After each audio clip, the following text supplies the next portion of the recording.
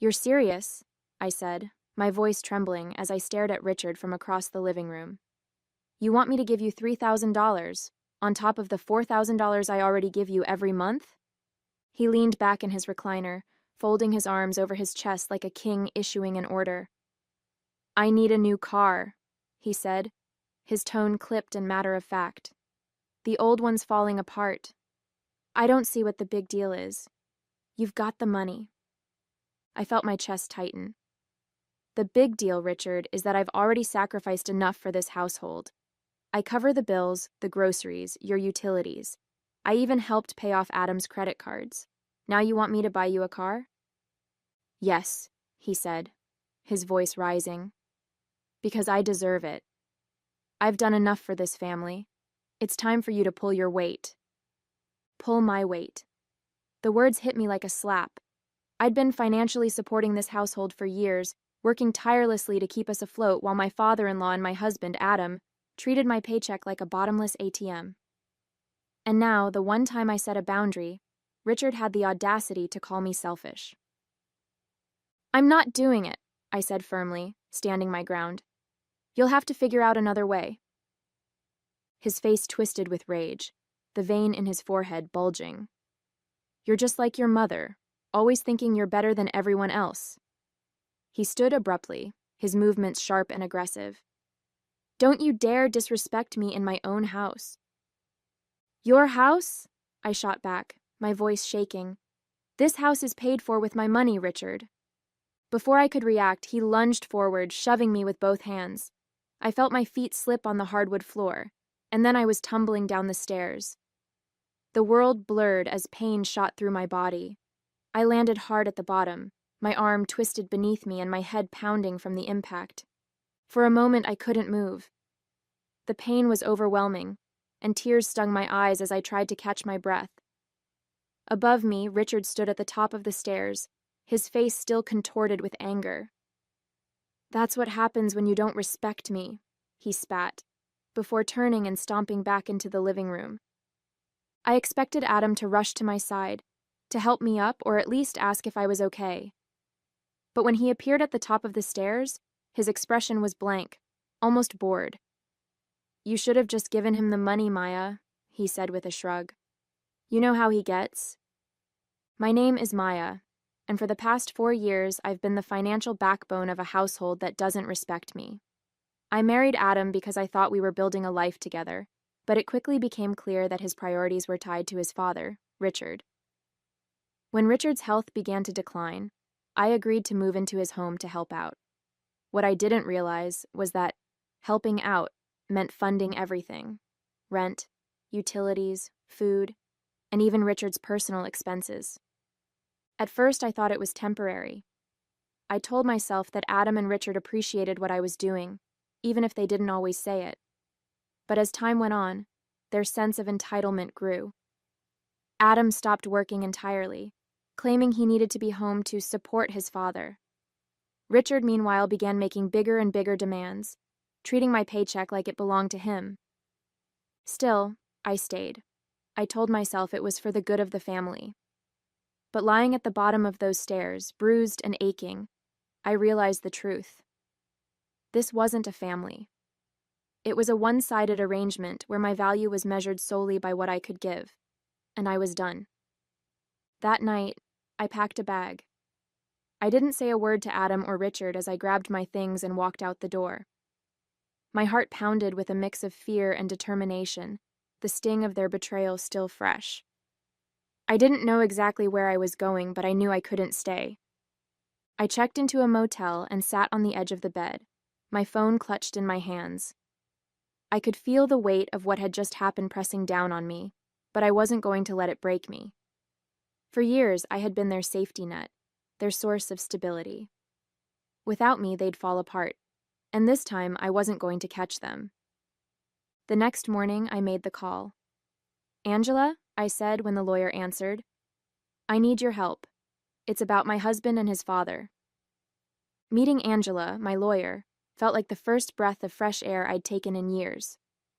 She listened carefully as I explained everything, how I'd been covering all the household expenses, how Richard had demanded more money for a car, and how the confrontation had ended with me at the bottom of the stairs.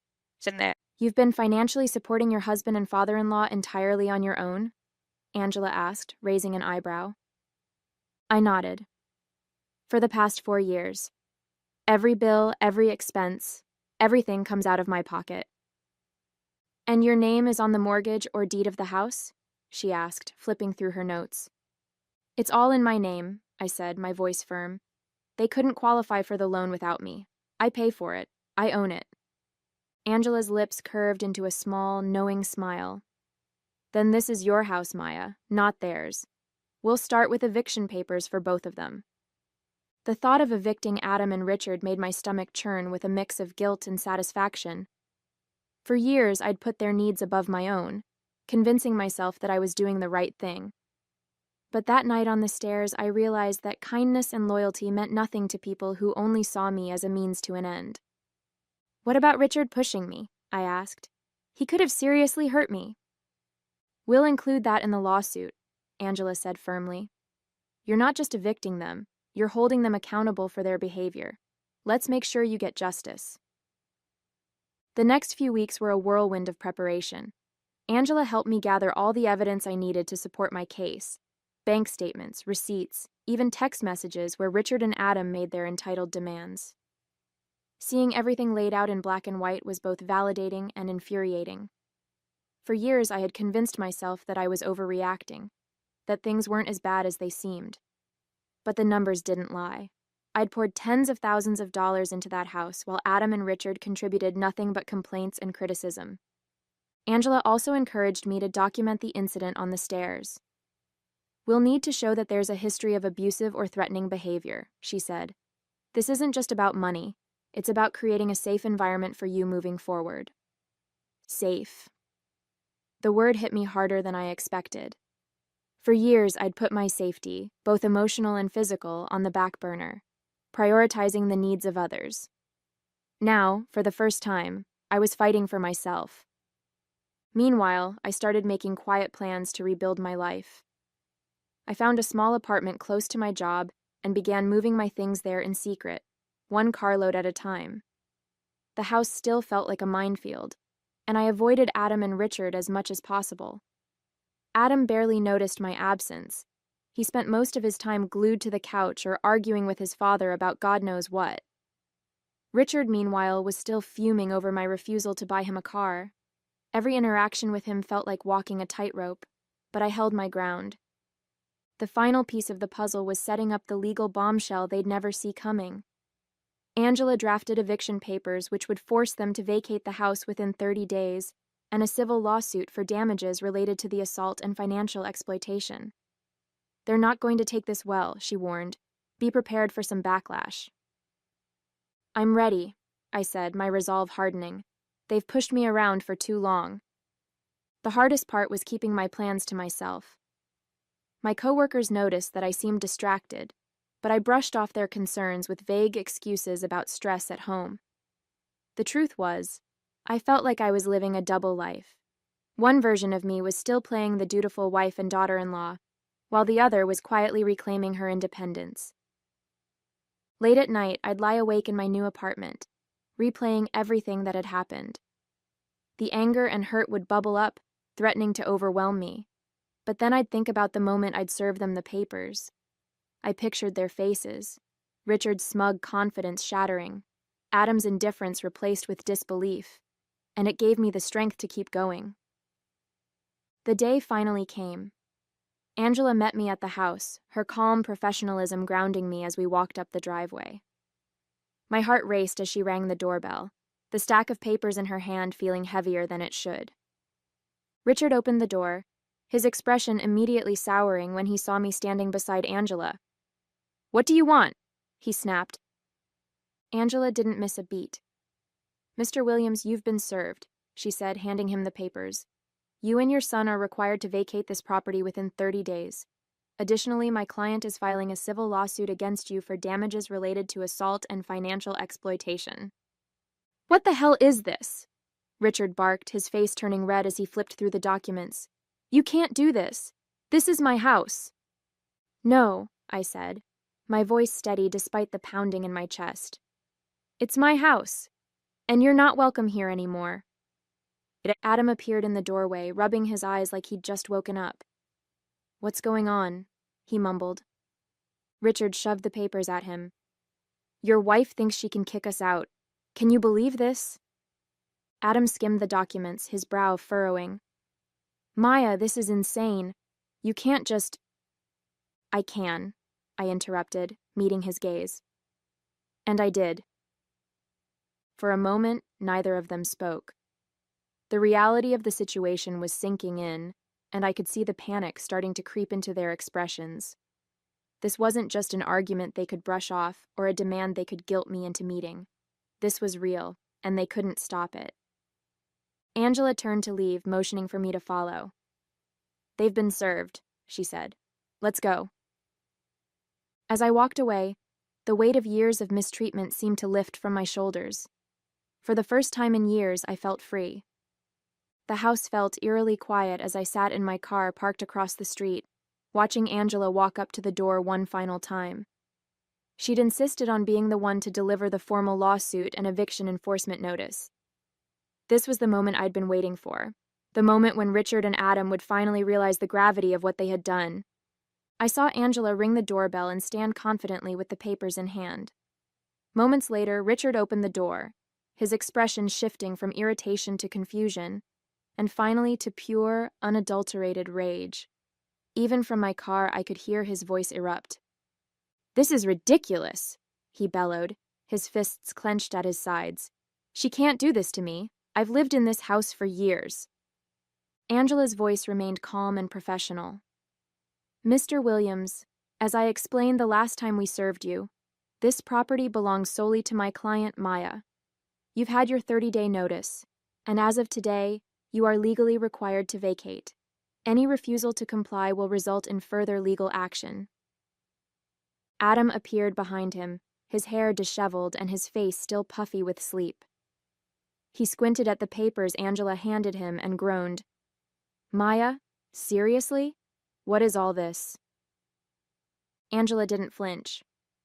This is a civil lawsuit for damages totaling $20,000, including compensation for the physical assault, financial exploitation, and emotional distress caused by both Mr. Williams and Mr. Adam Williams. These proceedings will move forward regardless of whether you vacate today. Richard's face turned beet red, and I could see the anger boiling over.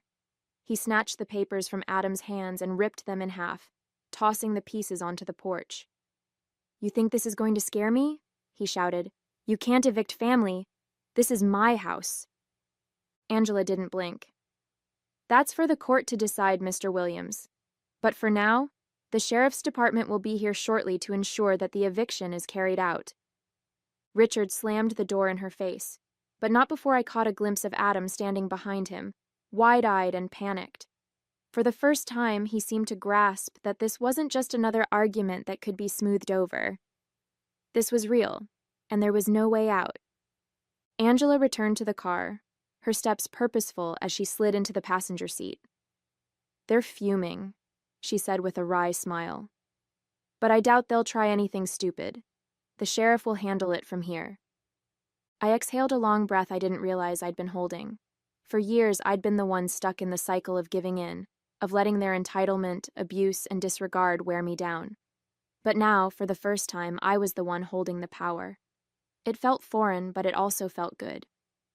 As we waited for the sheriff, I allowed myself to imagine the scene inside the house. Richard pacing furiously, ranting about how unfair this all was. Adam probably slumped on the couch, scrolling through his phone to avoid engaging. Their dynamic had always been the same. Richard barking orders, Adam following along, and me cleaning up the mess. But not anymore. When the sheriff's car pulled up, Richard stormed outside, yelling at the officers about how he'd been wronged. She's lying, he shouted. This is my house. I've lived here for decades. She can't just throw me out like this. The lead officer calmly reviewed the paperwork Angela handed him. This property is legally in Ms. Maya's name, and these eviction proceedings are valid, he said firmly. You've been given ample notice, Mr. Williams. You need to gather your belongings and vacate immediately." "I won't!" Richard roared, his voice hoarse with fury. "You'll have to drag me out of here." Adam finally stepped outside, holding a hastily packed duffel bag. He looked at me from across the street, his face a mixture of anger and confusion. "Why are you doing this, Maya?" he called out. "We're family." That word, family, cut through me like a knife. They'd used it as a weapon for years, twisting its meaning to justify their entitlement and disrespect, but I refused to let it hold me hostage any longer. I stepped out of the car, meeting Adam's gaze with a calm I didn't know I had. "Family doesn't push you down the stairs," I said, my voice steady. "Family doesn't take your money and treat you like you owe them everything. This house is mine, my life is mine, and I won't let either of you take anything more from me." Richard shouted something incoherent from the porch, but I didn't hear him. My focus was on Adam, who stared at me for a long moment before finally lowering his eyes. For once, he had no comeback, no excuses. He slung the duffel bag over his shoulder and trudged down the driveway without another word, his father still fuming behind him. The sheriff's officers escorted Richard back inside to gather his belongings, and Angela placed a reassuring hand on my shoulder. "You've done it," she said quietly. "This chapter is over." As I watched Adam and Richard leave the house for the last time, I felt a surge of emotions, relief, pride, and an overwhelming sense of freedom. This wasn't just a victory in court, it was a victory for myself. For the first time in years, I'd stood up to the people who had tried to diminish me, and I'd won. I turned to Angela, a small smile tugging at my lips. "Let's go," I said. "I've got a life to rebuild." The house felt so much larger once Richard and Adam were gone. As I walked through the quiet rooms, I was struck by how different everything seemed. Without their constant presence, the space that had once felt suffocating now felt like a blank canvas, a place I could finally reclaim as my own. The sheriff had left a short while ago, taking with him the last traces of their entitlement. Richard had resisted until the very end, ranting about how unfairly he'd been treated, but there was nothing left for him to cling to. Adam had been quieter, a shadow of the man who'd once promised to build a life with me. Watching him leave, dragging his duffel bag down the driveway, had been bittersweet. I felt no anger anymore, only pity. Angela stayed with me as I locked the front door. "You've done something not many people have the courage to do," she said, her tone warm. "It's hard to walk away from people you've invested so much in, even when they don't deserve it." I nodded, her words sinking in. "I think I finally realized it wasn't just about the money," I said. "It was about taking back control.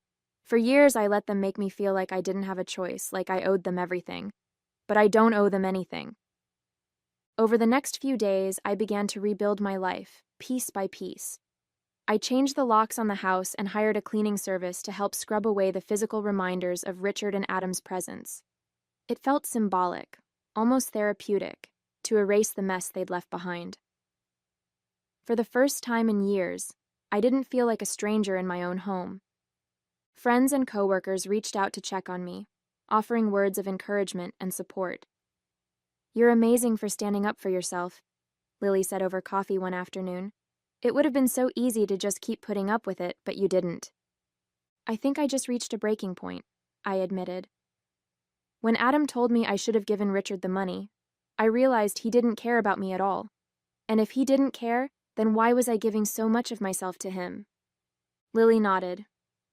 "It's hard to see that when you're in it, but you're out now. That's what matters." Richard and Adam tried to contact me once, but I ignored their calls. Angela assured me that they had no legal grounds to challenge the eviction or the lawsuit. "You've already won," she said, and I believed her. For the first time in years, I felt untouchable. My focus shifted to the future.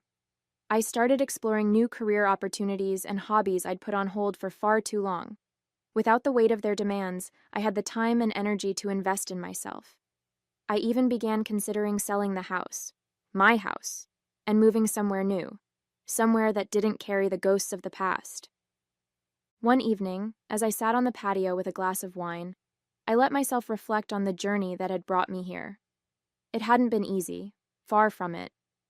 But every step, every painful moment, had taught me something about my own strength. I'd spent years letting others define my worth, but not anymore. I looked out at the quiet street, the stars just beginning to dot the sky. For the first time in years, I felt truly free. This was my life, and I was finally living it on my terms. A few months later, my life had completely transformed. The house I once shared with Richard and Adam no longer felt like a prison. It was mine now, truly mine. Every corner, every room, reflected the life I was rebuilding for myself. The walls that used to echo with their demands and entitlement were now filled with peace and quiet. I'd finally put the house on the market, a decision that felt symbolic of closing that chapter for good. Angela helped me navigate the legal and financial hurdles, and the lawsuit against Richard was progressing in my favor. The compensation I stood to gain wasn't just about the money, it was about holding him accountable. Knowing that he would face consequences for his actions was its own kind of closure. In my new apartment, everything felt lighter. Without the constant burden of their expectations weighing me down, I finally had the time and energy to focus on myself. I took up yoga, started painting again, and even planned a trip to a quiet coastal town I'd always wanted to visit. For the first time in years, I felt like I was living, not just surviving. The people in my life noticed the change. "You look happier," Lily said during one of our coffee dates. "Like a weight's been lifted." "Because it has," I said with a smile. For years I thought walking away meant giving up. But now I realize it was the bravest thing I've ever done. She raised her cup in a mock toast. "To brave new beginnings." "To never settling for less," I added, clinking my cup against hers. Richard and Adam's absence no longer haunted me. I stopped replaying the events of that night on the stairs or wondering if I'd done the right thing. I knew I had. They'd tried to make me feel small, but in the end, their actions had only made me stronger. I didn't need their apologies or explanations to move on. I'd built a new life, one they had no part in, and that was enough. The lawsuit's final judgment came a few weeks later. Richard was ordered to pay damages, and though I doubted he'd ever willingly accept responsibility, the ruling gave me closure. It was a legal acknowledgement of everything I'd endured, a confirmation that my story mattered. On the day I handed over the keys to the house's new owners, I stood in the empty living room one last time, letting the memories wash over me. The anger, the hurt, the betrayal. It was all still there, but it no longer controlled me. I had taken back my power, and in doing so, I had found myself again. As I stepped outside and closed the door behind me, I felt a sense of peace I hadn't known in years. The road ahead was open and full of possibilities, and for the first time in a long time, I was excited to see where it would lead. This wasn't just the end of one chapter, it was the beginning of a story entirely my own,